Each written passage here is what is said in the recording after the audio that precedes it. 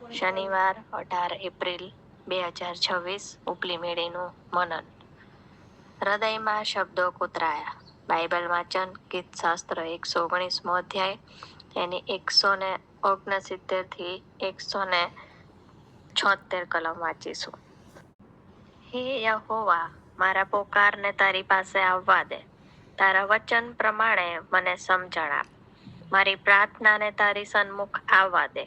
તારા વચન પ્રમાણે મને છોડાવ. મારા હોઠો તારી સ્તુતિ ઉચ્ચારો, કેમ કે તું મને તારા વિધિઓ શીખવે છે. મારી જીભ તારા વચન વિશે ગાયન કરો, કેમ કે તારી સર્વ આજ્ઞાઓ ન્યાયી છે. તારો હાથ મને સહાય કરવા તૈયાર થાઓ, કેમ કે મેં તારા શાસન પસંદ કર્યા છે. હે યહોવા, હું તારા તારણને માટે અભિલાષી છું. તારો નિયમ મારો આનંદ છે.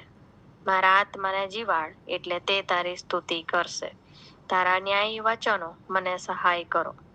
હું ભૂલા પડેલા મેંઢાની પેઠે ભટક્યો છું.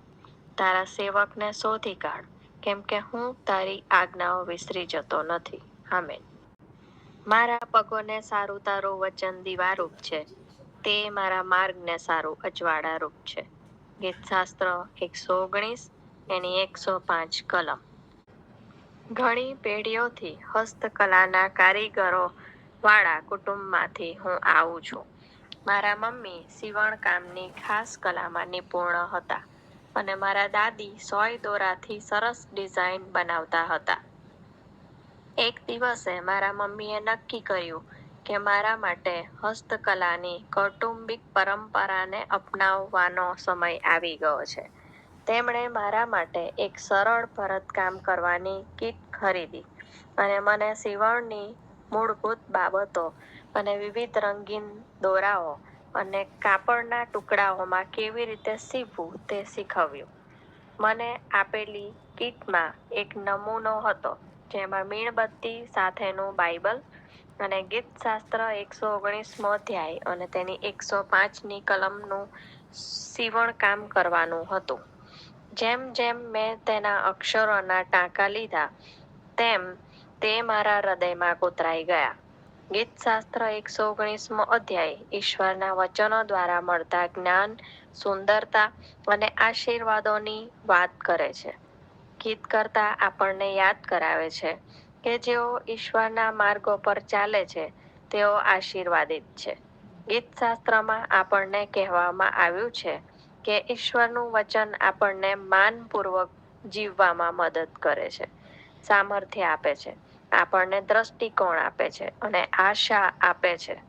આપણને કહેવામાં આવ્યું છે કે ઈશ્વરનું પવિત્ર વચન ન્યાયી, વિશ્વસનીય અને શાશ્વત છે. 176મી કલમમાં ગીતકર્તા લખે છે કે હું ભૂલા પડેલા મેંઢાની જેમ ભટક્યો છું. તમારા સેવકને શોધી કાઢો, કેમ કે હું તમારી આજ્ઞાઓ વિસરી જતો નથી.